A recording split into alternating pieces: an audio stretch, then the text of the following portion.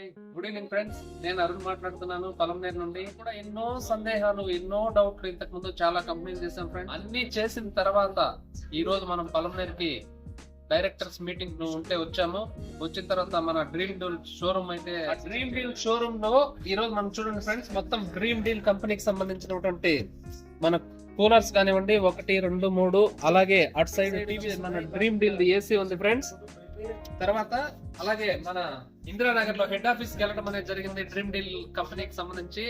నాకున్న డౌట్స్ అన్ని ఒకే ఒక్క ట్రిప్ తో మొత్తం క్లియర్ అయిపోయింది. మైండ్ ఇప్పుడు ఎంటీగా ఉంది.